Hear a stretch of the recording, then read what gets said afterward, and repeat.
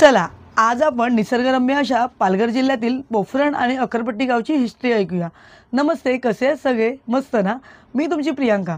आम्ही सुट्टीत नवीन पोफरण येथे यज्ञेच्या घरी आलो आहोत। घरात बसून बोर वाटायला लागलं। मग काय अक्करपट्टीच्या शिवमंदिरात जायचा प्लॅन झाला। मग यज्ञेची मम्मी, नीलम, शिवन्या, द्वित, महती आणि मी संध्याकाळी छान अशी तयारी करून निघालो मंदिरात जायला। यज्ञेच्या घराकडून मंदिर सुमारे 20 मिनिटं चालत आहे।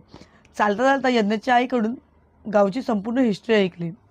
पहिला हे गाव दांडी आणि उंबरच्या बाजूला सुंदर असं पोफरण आणि त्याच्या बाजूला अक्करपट्टी हे गाव होतं। दोन्ही गावात मांगेली कोळी, भंडारी, वाडवळ, चोखर आणि हरिजन समाज पिढ्यानपिढ्या आनंदाने राहायचे। आमचे हे सगळे समाज निसर्गावर अवलंबून उदरनिर्वाह करायचे। या गावामध्ये वाडील देव, गुरुदत्त, जोटुंगा, शिवशंकराचे मंदिर व खूप सारे कुळदेवतांची मंदिरे होती आणि अजूनही ज्या जुन्या गावामध्ये आहेत असं लोक सांगतात।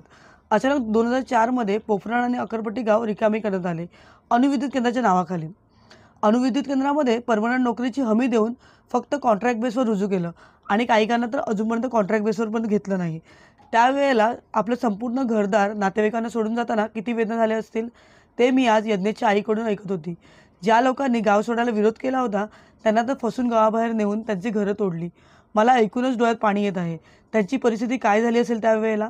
ज्या ठिकाणी आता हे नवीन गाव बसवलेलं आहे त्या ठिकाणची जी घरं दिली ती पण चांगल्या दर्जाची दिली नाही। आणि आम्ही कोळी समुद्राशिवाय जगू शकतो का? हे जे गाव दिलं आहे तिथे समुद्रही नाही आणि खाडीही नाही। मग हे गाव उठवताना सरकारने आमचा विचार केला होता का?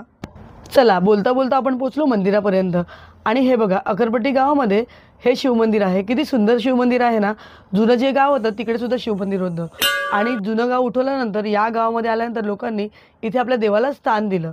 अक्करपट्टी गावामध्ये महाशिवरात्रीच्या दिवशी जत्रा भरते 1 रात्रीची आणि नवीन पोफरणमध्ये परशुरामाचं मंदिर आहे आणि तिकडे अक्षय तृतीयेच्या दिवशी जत्रा भरते।